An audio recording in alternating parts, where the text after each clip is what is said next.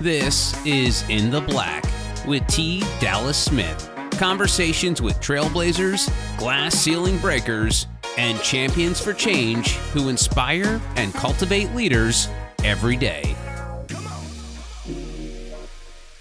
I'm back in the black with Chris Womack, the chairman, president, and CEO of the Southern Company, one of America's premier energy providers, serving over 9 million customers. Now, Chris, we talked about your leadership journey that started many years ago in Greenville, Alabama. But let's get into your current day job. What role does corporate social responsibility play in Southern Company's mission and values? Dallas, we talk a lot about Southern Company and all of our affiliates, all our subsidiaries being a citizen wherever we serve, and that we focus on things that are bigger than our bottom line, and we're going to make our communities better because we live and work there. So our involvement in our neighborhoods, our cities, our towns, our communities is central to the work that we do. We try to demonstrate on every day that we're going to make our communities better because we live and work there. It's been a model of ours for over 100 years. And it will continue to be. And I think it's even more critical today as we go through the transitions in our economy, new technology, displacement, need for new workers and workforce issues, and just a lot of social strife and challenges that we have. I think it's even more important now than it ever has been before for us to maintain that commitment, simply to help our communities be better and help our communities find solutions to all the challenges that exist. I mean, I recognize now we live in a very, very, very complex world. The problems we face today, none of them are very simple. None of them are you just have a solution or just throw money at it and it will be solved. I think it's so incumbent upon our people to be so involved in communities to help solve these complex problems, to partner with the mayors and the city council people and the Board of Education and the superintendents and the mayors and the governors, making sure we're good, credible partners with advancing and building our communities and growing our communities.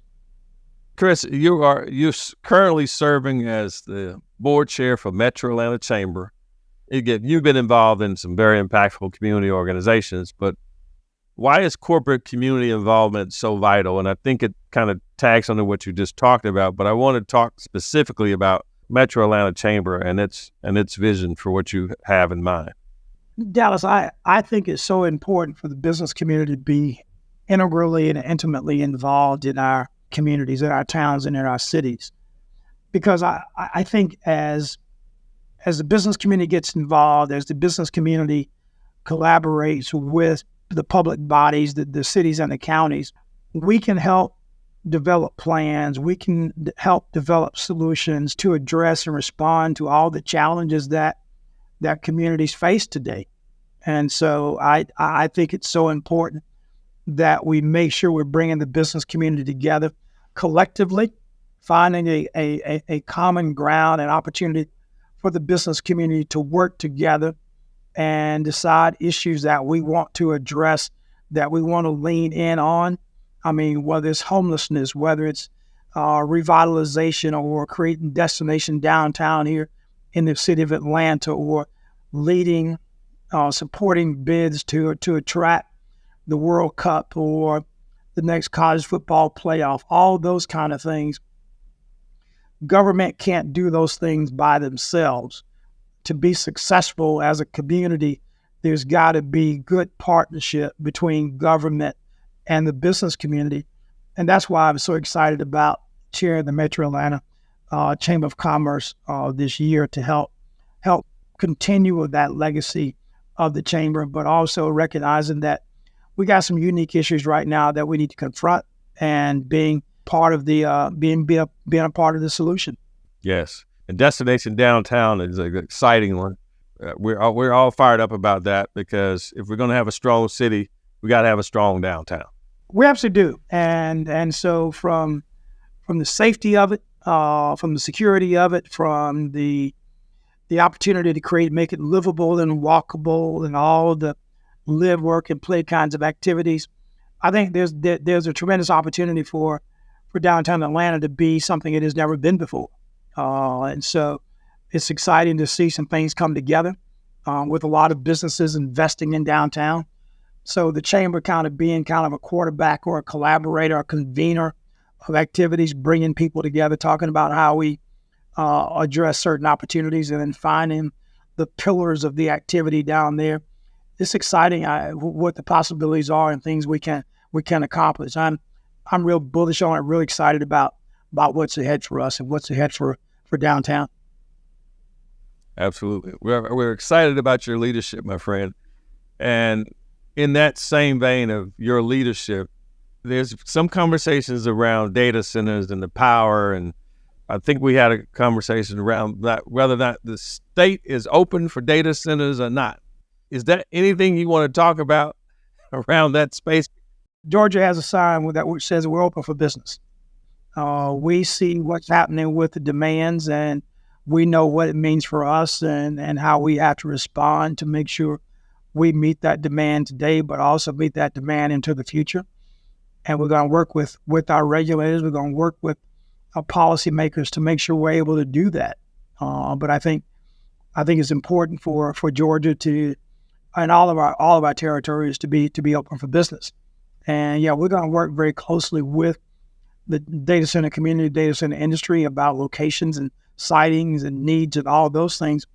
And we'll figure it out. I mean, you see the numbers like I do with the technology advancement and the needs of generative AI and all aspects of artificial intelligence and the computing power that's needed and all the electrification opportunities that are embedded in this economy now and into the future. Whether the need will be 3 times or 4 times greater than what we have today, we hear that. And so we know we have to work across the country and in our states to make sure we can meet that need. And that's the commitment that we have to be able to respond, to get ahead of it, plan for it, build it, construct it, so that we can meet that need as it occurs. So it's an exciting time for our business. It's an exciting time for this economy. And so it's a challenge, but we were built to do hard things and challenging things. And so we can do this. Yes. Hey, you've been doing it. So been doing it. And we'll continue to do it. Good. I just want to make sure people who naysayers hear that. We are open for business. For sure. We are open for business. I want to shift a little bit to start talking to 13-year-old Chris Womack and the things that you would tell, the things that you would say to that 13-year-old self now. There's a lot of 13 young folks who are out here listening, parents who are listening, trying to figure out a way to motivate these young kids. And it seems like the biggest challenges that we're having right now, quite frankly, seems to be between that 9 and 14-year-old Black male. Me growing up, we didn't have those issues. The law around my house was mom and dad. That shut down most things, but we're having some issues in this day and age. I'd love to hear your thoughts around that. And what would you say, and kind of what are some of the stopgaps that we can use to help? Dallas, see, I think it's important that we communicate and spend time with the youth to have them excited about the future, that life is not just about the here and now and about just today. But if I'm fortunate and blessed enough to grow old and to continue to live and mature and grow up, I've got this incredible opportunities that are in front of me. I don't know what they all will be, but there's a bright future out there. And so, yes, it's important to apply yourself. It's important to study, to get an education. I think it's important to create hope for people, that there is more to life ahead of them than what they may see today. And I think it's also some positive affirmation of their abilities to be successful, and that success is defined by whatever they choose to be. It's not being what I'm doing. It's not being what you may be doing or some others, but what works with them, what excites them is not necessarily being the next LeBron James or the next Trey Young or the next Usher, but just whatever their skills are, giving them hope that they can be somebody and that the future for them is bright, is positive, that there is opportunity ahead for them. Giving them a sense of that, pointing them in the right direction, nurturing them, holding on to them, hugging them, giving them that sense of security. But I think it's so important to instill inside of them that inspiration and that they have a hopeful future. And I think if we can do that, I mean, it's not certain, but I think if they buy into this hopeful future, this hope for the future, they've got a good shot, I think, at pursuing opportunities and being available to embrace opportunities that match up with what their desires are. But I just think we got to give them hope. We got to say, okay, you can do this. You can be what you want to be, and keep them excited about the future. Yes.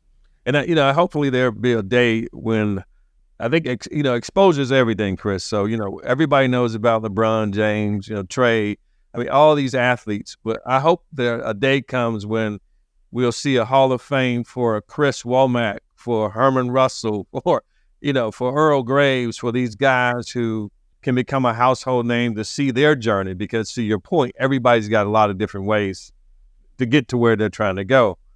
But if you're seeing football, basketball, baseball all the time, that seems like, okay, that's my pathway to success. But I think seeing a guy like you, seeing entrepreneurs, there's got to be a way that we can kind of corral this and start getting this message out in a way that, the third grader hears this. Because they say by the time between 8 and 12 years old, things start getting settled. I'm going in this direction or that direction. I'd love to try to figure out a way how we can help that, even through the Metro Chamber, Georgia Power, Southern Company, some way to get a message out about exposing people who've done it the right way and continue to add to the organization, to this society, we should say. No, Dallas, I agree with you because I think about it. Like, as I said to you earlier, as I was growing up, I had no idea what I wanted to do or what I wanted to be. And I saw teachers and preachers. And after I graduated from college, I knew I didn't want to be a teacher, but I wasn't sure what I wanted to be. I do think in the marketplace today, in the economy today, we're asking kids to make decisions a lot earlier and sooner about what they want to be, even though they really don't know. But I do think it's important for them to see a wide path, a list of options that can align with who they are. They need to see that there are things you can do at Southern Company, at Georgia Power, at Coca-Cola, at some of the Fortune 500 companies that are here in Atlanta and across the state of Georgia. There are pathways and opportunities, places you can go where you can have a good life.